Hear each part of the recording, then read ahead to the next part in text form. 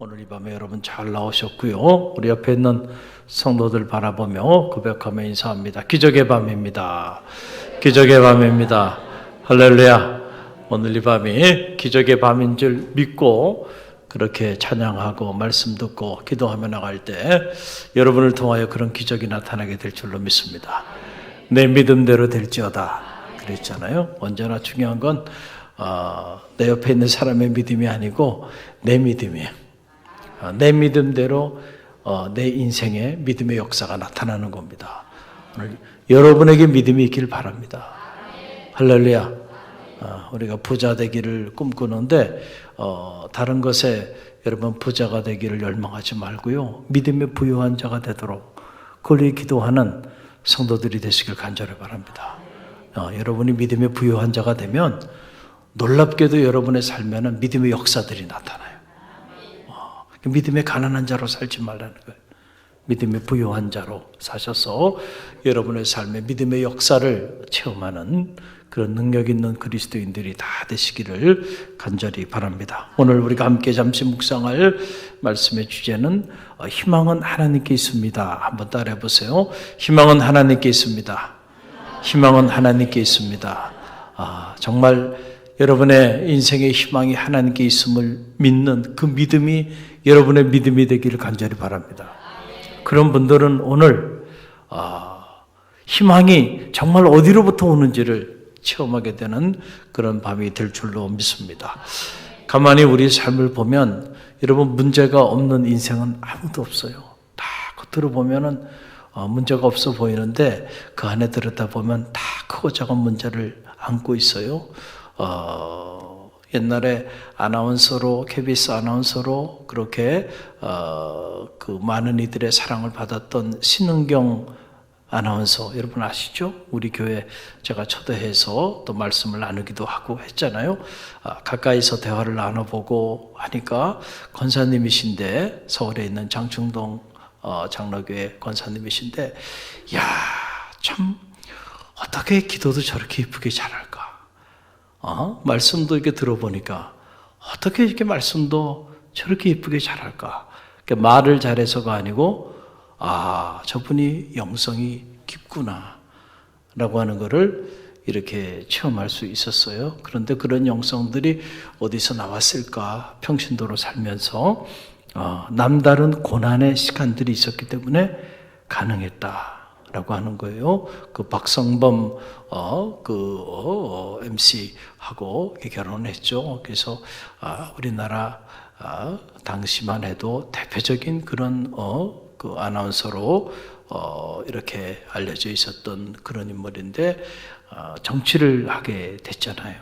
그 정치를 하면서 어려움들을 많이 당하고 특별히 모함도 많이 당하고 이 정치라고 하는 세계는요. 이거는 정적이 생긴다는 거예요. 그래가지고 각종 모함들이 있고, 여러분 항상 보세요. 정치인들이 뭐 합니까? 맨날 싸우죠. 싸우지 않은 적이 있나요? 아이고, 이제는 더 이상 보고 싶지도 않아요. 신문을 보든 뉴스를 봐도 맨날 싸우는 거예요. 그 싸움이 끝이 없어요. 야, 정말 싸움닭도 아니고 말이야. 그러니까 체질적으로 싸우는 거를 즐기는 사람들이 정치하는 거야. 싸우는 걸 즐기는 사람들이. 그 정치를 싸우는 겁니다. 맨날 싸우는 거예요. 여당이 됐든 야당이 됐든. 그러니까 늘 적이 있습니다. 적이 있어요. 그래서 모함을 받아서 이렇게 진실이 아닌데 이렇게 이 뇌물수수에 대한 혐의를 받고 그동안에 쌓았던 명예, 그동안에 쌓았던 자신들이 고귀하게 그렇게 여기며 살아왔던 것들을 한순간에 잃어버리고요. 정말 잠이 오지 않아요. 여러분 그렇지 않겠어요? 나는 그렇지 않은데 누명을 뒤집어 씌워가지고 한순간에 그냥 완전히 그냥 이상한 사람을 만들어버리는 거예요. 너무너무 고통스러워요. 잠이 오지 않는 그런 시간들을 보냈다는 거 아닙니까? 왜 나만 겪는 고난이냐고. 여러분 이 찬양 알잖아요. 왜 나만 겪는 고난이냐고. 그 이 찬양을 부르면서 그렇게 눈물을 흘리면서 그 고난의 밑바닥에서 그때 주님을 인격적으로 만났다는 거 아닙니까? 여러분, 그래서 때로 보면 그런 고난들이 그 자체는 고통스럽지만은 정말 살아계신 하나님을 만나게 되는 통로가 되기도 하는 거예요. 그때 깨진 거예요. 그때 깨진 거예요. 그래서 그가 하나님의 사람으로 쓰임받게 되는 계기가 된 겁니다. 말을 잘해서가 아니고, 목소리가 좋아서가 아니고요. 말 잘하는 사람, 그 사람보다 더 많이 있고요. 목소리 아름다운 사람, 그 사람보다 더 많이 있어요. 그런데도 그 사람이 보배로운 이유는 보배 되신 주님을 만나고 보배 되신 주님을 모시는 그런 하나님의 사람이 되었기 때문에, 그래서 그를 귀하게 여기는 사람들이 생기기 시작한 거죠. 그러니까 그가 제3의 인생을 하나님의 사람으로 더 멋있게 이렇게 살아가고 있잖아요. 다 축복을 받는데도 이유가 있어요. 우리의 삶에도 보면 크고 작은 인생에 다 문제들 가지고 있어요. 저 사람은 문제 없겠지? 아니에요. 들어가 보면 그 사람도 문제가 있습니다. 다 그 문제를 드러내서 이렇게 나타내 보이지 않아서 그렇지. 다 이 자리에 계신 여러분도 다 문제가 있어요, 없어요? 다 있어요. 다 있어요. 문제 없는 가정 없어요. 문제 없는 인생 없어요. 다 문제를 안고 살아요. 다윗, 우리가 그렇게 흠모하지만은 그런 대단한 다윗도 그의 인생에 큰 문제가 있었다. 오늘 시편 62편은 그의 인생에 어떻게 보면 가장 큰 인생에 큰 문제에 봉착해 있을 때, 그때 지은 시, 그래서 어떤 학자들은 비타넷이다라고 말할 정도로 그 자신의 그 고통을 토해내는 그런 시가 시편 62편입니다. 어떤 문제인가요? 사랑하는 아들 압살롬의 반역에 의해서 한순간에 보좌에서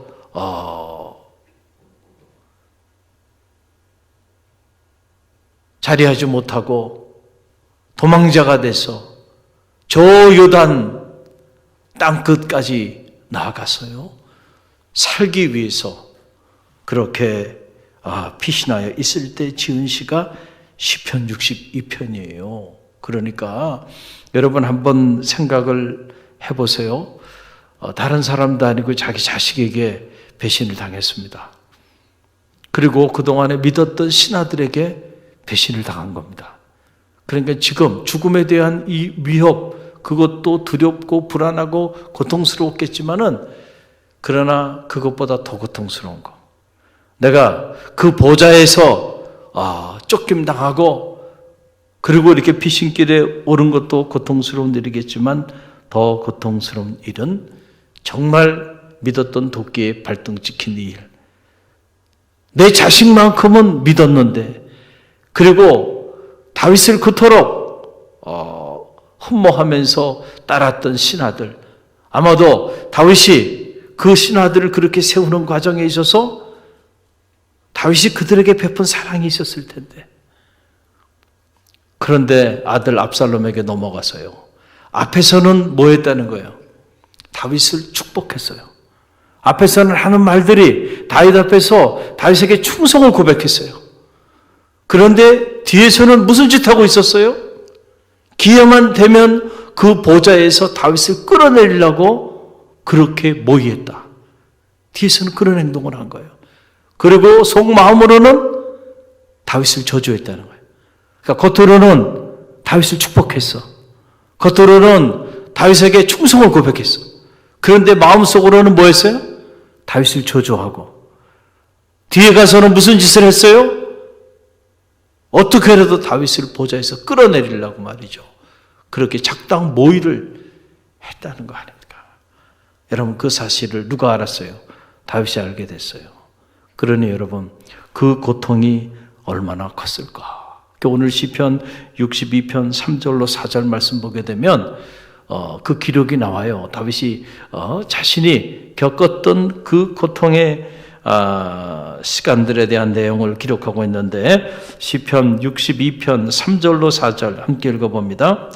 넘어지는 담과 흔들리는 울타리 같이 사람을 죽이려고 너희가 일제히 공격하기를 언제까지 하려느냐?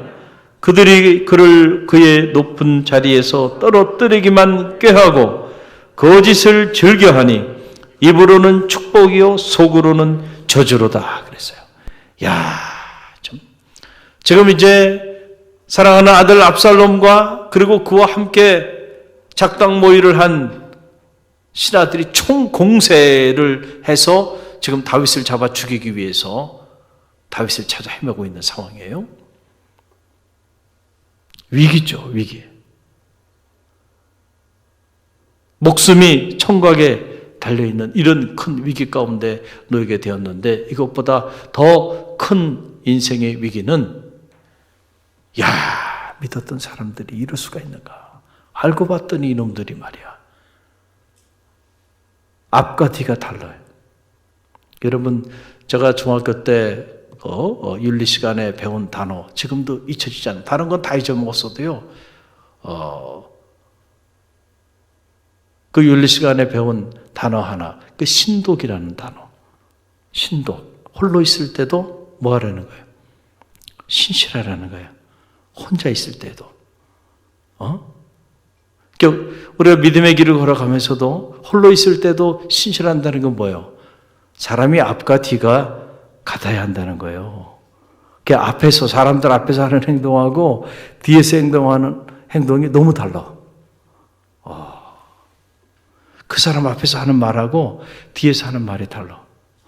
그 사람 앞에서 대하는 그런 자세하고 뒤에서 그 사람에 대해서 대하는 자세가 달라.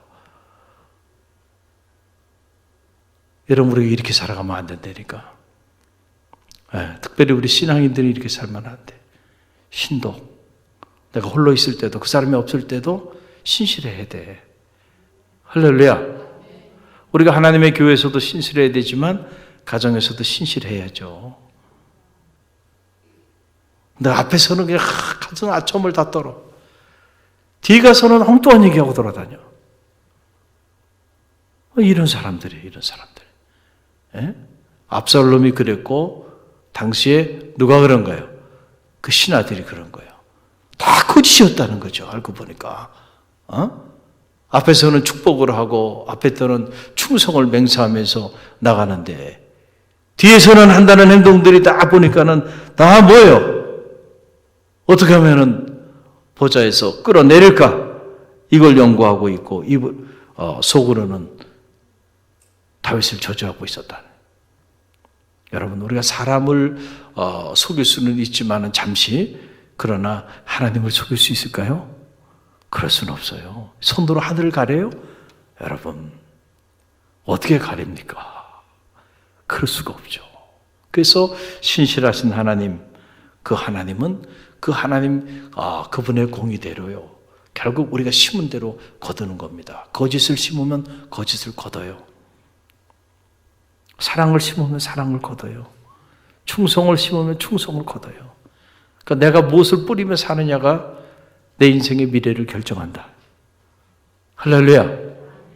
그러니까 오늘 우리가 잘 살아야 되는 이유가 여기 있다라고 하는 그런 얘기예요. 다윗이 이 사람들 때문에 너무너무 힘이 들었어요. 너무너무 고통스러웠어요. 그래서 같은 삶의 자리를 가지고 있는 시편, 바로 시편 61편이죠. 시편 61편과 시편 62편은 같은 삶의 배경에서 기록된 시인데 그 61편 2절에 보게 되면 다윗이 당시 자신이 처해 있는 그 상황을 땅끝으로 표현을 하고 있는 걸 보게 돼요. 땅끝. 여러분께서 62편 1편 2절 말씀 보세요. 함께 읽어봅니다. 내 마음이 약해질 때에 땅끝에서부터 주께 부르짖으오리니 나보다 높은 바위에 나를 인도하소서 그랬어요. 내 마음이 약해질 때 땅끝에서부터 부르짖었다. 그러니까 지금 오늘 시편 62편에는 그 땅끝이 지리적으로 보면 요단 끝자락까지 도망간 건데, 그런데 정서적으로 보면 땅끝이라고 하는 건 더 이상 나갈 곳이 없어요. 여러분, 인생을 살다 보면 때로 절벽 끝자락에 서 있는 것 같은 그런 상황을 경험할 때도 있죠. 이제 한 걸음만 나가면 낭떠러지야. 마지막 한 걸음만 더 나가면 그런 절박한 그런 상황에 우리가 놓이게도 되는데 바로 지금 다윗이 이 땅 끝에 지금 서 있는 이런 절박한 상황에 다윗이 자리하게 됐다네.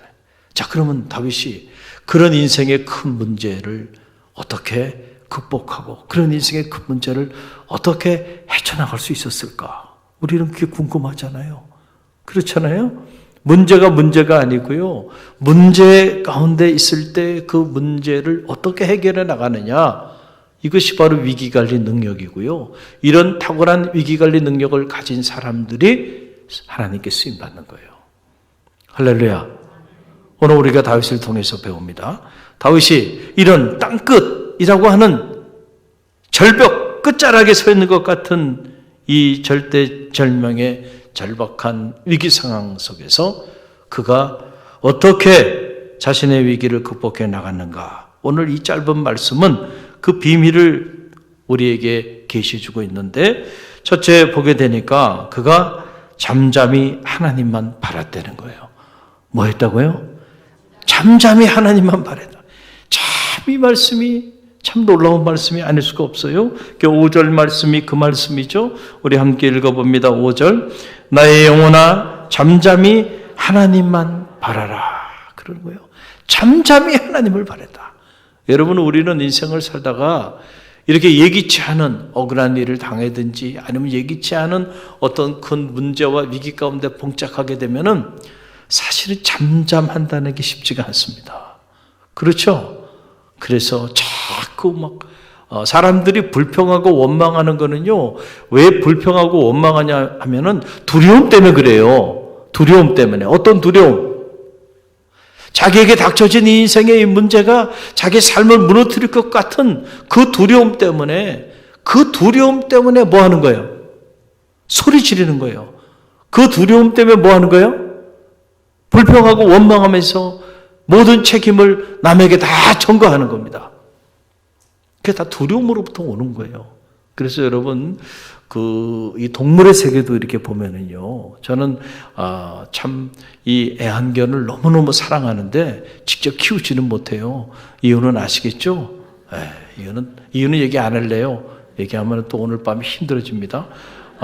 그러니까 그냥 이렇게 영상으로 이렇게 보면서, 그리고 지나갈 때 이렇게 강아지들 지나가는 거 보면 너무너무 사랑스러우니까 보고 또 보고 뒷모습도 보고 앞모습도 보고 그냥 그러면서 그냥 마음에 품고 그러고 사는데, 여러분, 개들이요, 낯선 사람을 보면 짖어요, 안 짖어요?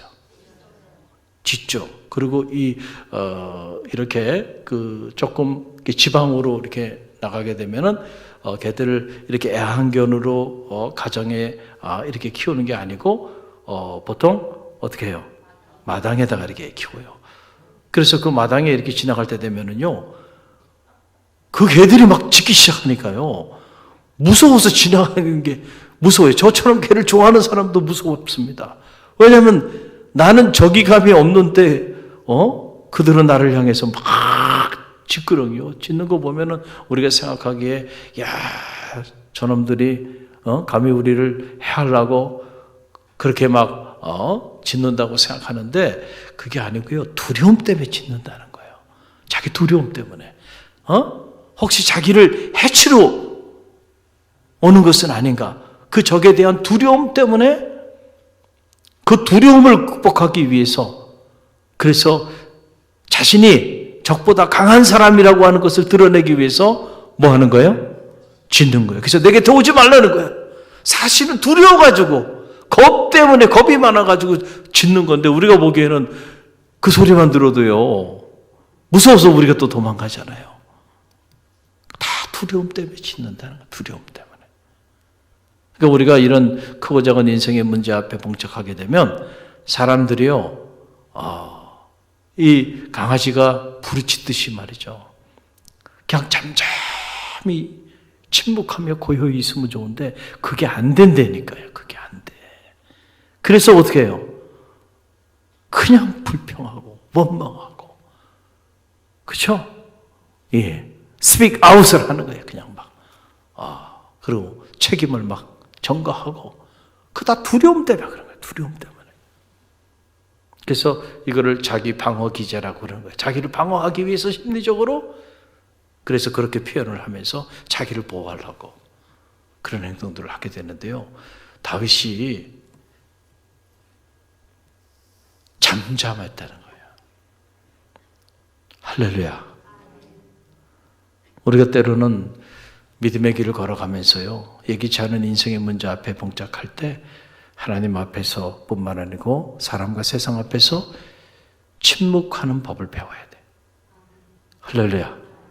잠잠히 하나님만 바라라는 거예요. 그래서 바라라고 하는 말은 아크라고 하는 말인데, 영어로는 find rest라고 하는 거예요. 쉼을 찾으라. Find rest in God alone. 오직 하나님 안에서 내 인생의 쉼을 찾으라라고 하는 거예요. 바라라는 거, 바라본다는 게 아니에요. 바라본다는 얘기가 아니고 뭐요? 찾으라는 얘기예요. 너희가 전심으로 나를 찾고 찾으면 나를 만나리라 그랬잖아요.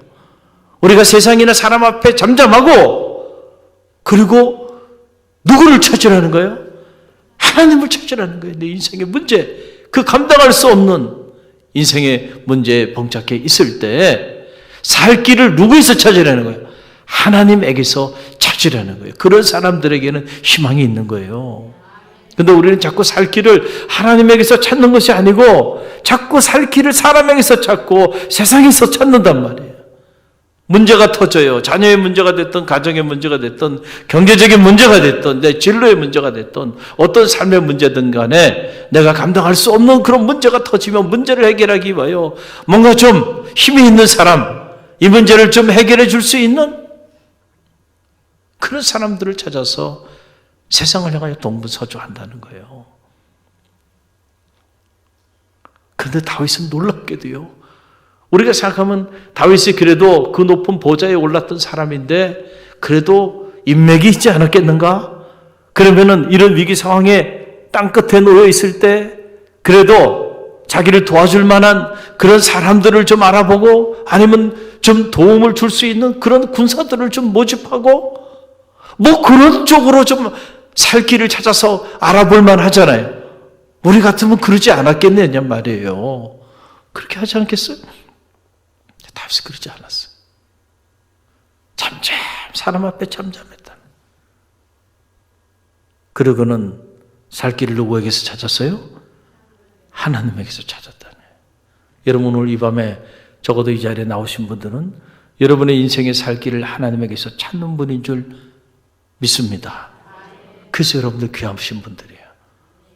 번지수를 잘 찾았어요. 할렐루야. 살 길이 열리게 될 줄로 믿습니다. 이게 중요한 거예요. 이게 아무나 잠잠히 자신의 인생의 문제 앞에서 하나님을 찾는 것이 아니에요. 믿음이 있는 사람만이 가능하다.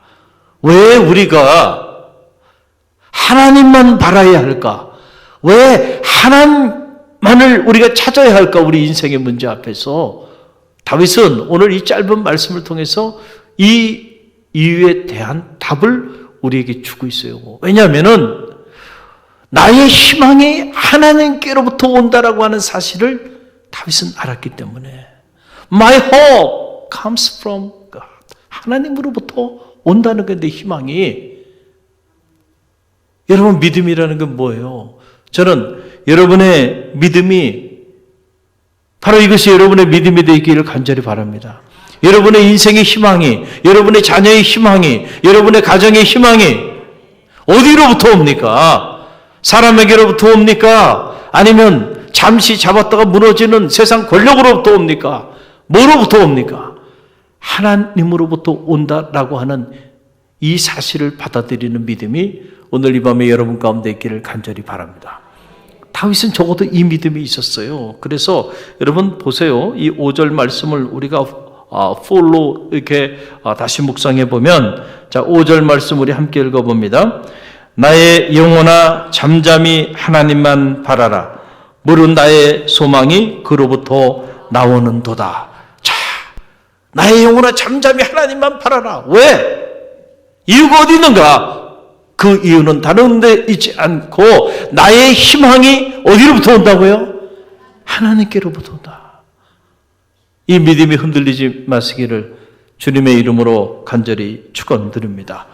여기서 한글로 소망이라고 이렇게 번역을 했는데 이 티크와라고 하는 이런 말인데 이 말은 사실은 소망이라는 단어보다는 희망이라는 단어로 번역하는 것이 더 훨씬 적절한 그런 번역입니다. 신학적으로 보나 영적으로 보나 소망과 희망은 또 조금 차이가 있어요. 희망은 훨씬 더 포괄적인 의미를 가지고 있는데 영어는 그래서 my hope, 내 희망이 comes from God, 하나님께로부터 온다. 이렇게 번역을 한 거예요. 그래서 이 희망이라고 하는 말, 티쿠아라고 하는 말은 카와라고 하는 동사에서 유래한 말인데 이 카와라고 하는 말의 뜻은 바로 뭐냐면 여러분 이렇게 나무가 있으면 나무에 밧줄을 그냥 꽁꽁 동여매는 거 이걸 카와라고 말을 해요. 그러니까 희망이라고 하는 단어가 그냥 단순한 어떤 추상명사가 아니고 막연히 내 인생에 어떤 좋은 일이 일어날 것을 그냥 기대하는 거, 소망하는 거 뭐 이 정도의 뜻이 아니고요. 내가 전적으로 하나님께 속하는 거예요. 내가 전적으로 하나님을 붙잡는 거예요. 마치 이 큰 밧줄을 나무에 꽁꽁 매는 것처럼 그렇게 내가 전적으로 하나님을 붙잡는 바로 이 행위가 바로 그냥 카와라고 하는 행위예요. 그러니까 여러분 희망은 어떤 사람에게 오냐면 이런 사람에게 희망이 오는 거예요. 할렐루야. 우리가 인생의 큰 문제 가운데 봉착해 있을 때에 그때 여러분과 하나님의 관계가 여러분 이렇게 큰 밧줄을 말이에요. 나무에다가 꽁꽁 매듯이 여러분이 그렇게 더 하나님께 가까이 하나님께 붙어 있을 때 여러분 그럴 때 여러분의 삶에 희망의 역사가 나타나게 되는 것이라니까요. 그래서 희망은 단순한 추상명사가 아닌 거예요. 어떤 이들은 가정의 문제 때문에 자녀 문제 때문에 너무너무 힘든 가운데 있는데 희망을 가지세요. 이렇게 권면을 하면 목사님 아니 이런 상황에서 무슨 희망을 가져요? 그런 분도 있어요. 참 목회를 해보니까 다양한 분들이 계시더라고요. 정말 사람이 이렇게 다양하구나 라고 하는 것을 알게 되는데 마음은 알죠. 얼마나 속상하고 얼마나 힘이 들면 그럴까. 목사님이 몰라서 그렇죠. 목사님이 제 입장을 몰라서 그렇죠. 지금 이런 상황인데 무슨 희망이에요, 희망. 그래서 희망을 가지려는데도 그 말했다가 야단 맞아요. 무서운 분들이 있다니까요. 교인들 중에도 보면. 참. 주여. 희망을 가지세요. 희망을. 그렇게, 아멘. 갈릴리 교회 성도들은 이렇게 이뻐요. 희망을 가지세요. 그러니까, 아멘. 그러면 다 문제 해결됩니다. 근데 희망을 가지세요 그러는데 아니 제가 지금 이상합니다. 무슨 희망은 희망이냐고 말이에요. 이러면 문제가 해결이 안 돼요. 문제는 해결이 안 됩니다. 주여정이 이렇게 권면했는데 아멘으로 받아들이지 않고요. 그 저항하면 그럼 어떻게 하냐. 하나님도 여러분의 인생에 저항하시는 거지 뭐. 희망이 안 보이는 거예요. 그러면은 희망이 안 보여. 할렐루야. 여러분 희망을 갖는다는 거는요. 우리가 하나님께 이렇게 나아가는 하나님에 대한 어떤 믿음, 어떤 믿음을 가질 때 희망을 갖게 되냐면 오늘 다윗이 고백하잖아요. 모든 희망이, 나의 희망이 하나님께로부터 온다라고 말을 해놓고 다윗이 뭐라고 고백합니까? 여러분 6절 말씀을 보세요. 함께 읽어봅니다. 6절. 오직 그만이 나의 반석이시요 나의 구원이시요 나의 요새이시니 내가 흔들리지 아니하리로다. 아멘. 저는 이 대목을 이렇게 묵상하면서 참 도전이 되기도 하고요. 마음에 큰 힘이 되더라고요. 여러분이 지금 다윗 같은 상황이라면 흔들리겠어요? 안 흔들리겠어요? 흔들리죠. 그러니까 흔들리는 정도가 아닐 겁니다. 아마 그냥 요동칠 겁니다. 요동칠 거예요. 정신이 다 나가버릴 거 아니겠어요? 한순간에 그 높은 보좌에서 쫓겨나가지고 말이죠. 땅끝에서 지금 자기를 죽이기 위하여 그 수많은 적들이 총공세를 해가지고 지금 찾아오고 있는 상황인데, 그런데 그 사람들도 다른 사람들도 아니고 내가 그렇게 사랑하고 믿었던 내 자식이고 그리고 내 신하들이에요. 어떤 다른 블레셋 사람들이 지금 다윗을 죽이기 위해서 쳐들어오는 게 아니란 말이에요. 그러니까 여러분, 이게 더 기가 막힌 일이 아니겠어요? 그러니 어떻게 그 인생이 흔들리지 않을 수 있겠어요? 어떻게 요동치지 않을 수 있겠는가? 그런 상황이, 실제로 그런 상황에 우리가 자리하게 된다고 한다면, 우리는 이렇게 믿음의 길을 걸어가면서도 누가 한두 사람이 나에 대해서 안 좋게 말을 하고 나에 대해서 비방하고 나에 대해서 공격을 하고 내가 무슨 말할 때마다 소리를 지르면서 나를 무시하고, 그런 사람이 한두 사람만 우리 곁에 있어도 그 사람 때문에 힘들잖아요. 그런데 이건 좀 그런 정도의 상황이 아니란 말이에요. 그러니 흔들리지 않았겠는가? 그런데 다윗이요, 내가 흔들리지 아니하리로다. 한번 따라해 보세요. 내가 흔들리지 아니하리로다. 할렐루야. 여호와 하나님이 나의 반석이 되시고 요새가 되시고 구원이 되심을 믿는 사람들은 이런 지경에 놓인다 할지라도, 이런 큰 인생의 문제 앞에 봉착해 있다 할지라도 결코 흔들리지 아니한다는 거죠. 왜냐하면 정말로 하나님이 나의 반석이 되시고 구원이 되시고 요새가 되신다고 하는 그 믿음을 갖게 되면요, 아무리 큰 문제도요, 큰 문제로 보이지 않습니다. 왜냐하면 하나님이 더 크게 보이기 때문에 그렇습니다. 하나님이 점점 크게 보이면 문제는 점점 작게 보이게 돼 있어요. 그래서 우리가 실제로 믿음의 길을 걸어가면서 예기치 않은 인생의 문제에 탁 봉착하게 되면 누구나 그 문제가 크게 보입니다. 그래요. 저도 마찬가지예요. 사역을 하면서 이런저런 문제 앞에 봉착할 때 처음에는 그 문제가 너무너무 크게 보여. 자꾸 그 문제만 묵상합니다. 그렇죠. 길을 가면서도 그 문제를 계속 생각해요. 그러면 그럴수록 점점 문제가 더 크게 보여요. 그러다 보면 내가 문제 앞에 어떻게 돼요? 기가 눌려. 그런데 그렇게 무거운 인생의 문제를 가지고요, 단에 올라와서 새벽마다 기도해요. 하루 기도하고, 일주일 기도하고, 2주 기도하고, 한 달 기도하고, 기도하다 보면요, 놀랍게도요, 문제가 사라지는 건 아니고요, 문제는 그대로 있는데 누가 보이기 시작해. 그 문제 때문에 가려져서 하나님이 안 보였어. 그 큰 문제 앞에서 하나님이 안 보인다니까. 그래서 흔들리는 거예요, 우리가. 그런데 기도하고 또 기도하다 보면요, 하나님이 보이기 시작해. 처음에는 하나님 조그맣게 보이다가 그 다음에 하나님이 점점 크게 느껴지기 시작해. 그럼 어느 순간에 문제가 안 보이네. 하나님은 문제보다 크신 분이시잖아.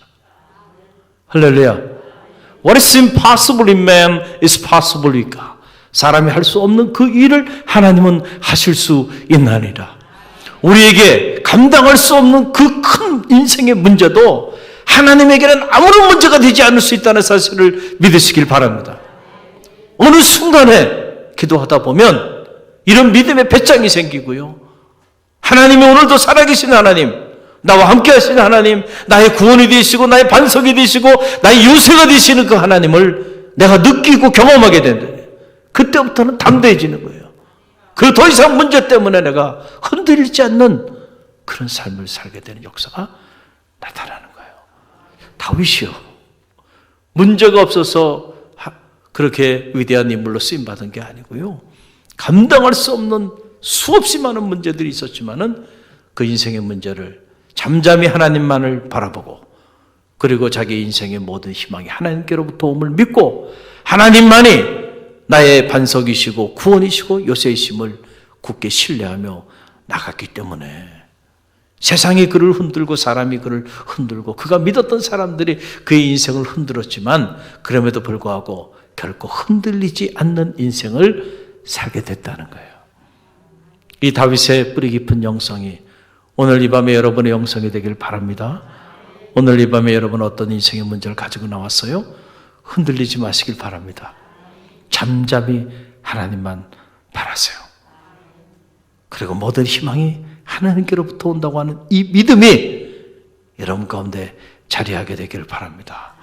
그럴 때 다윗과 함께 하신 하나님, 오늘 이 밤에도 저와 여러분과 함께 하실 줄로 믿습니다. 우리 찬양하며 나갑니다. 우리 찬양합니다. 자, 왜 나만 겪는 고난이냐고 불평하지 마세요. 우리 찬양하며 나갑니다.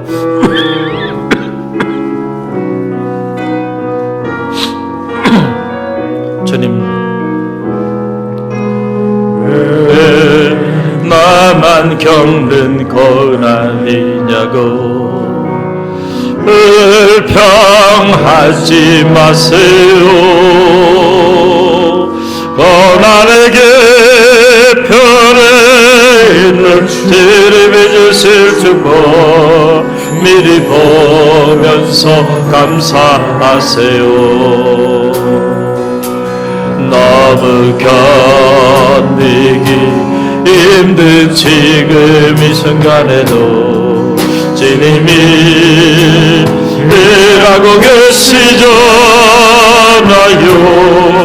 남들은 지쳐 앉아있을지라도 당신만은 일어서세요. 힘을 내세요. 힘을 내세요. 힘을 내세요. 주님이 손잡고 계시잖아요.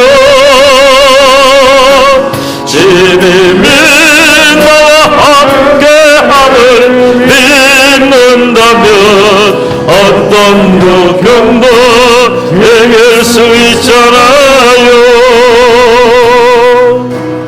왜 이런 슬픔 찾아왔는지 원망하지 마세요. 당신은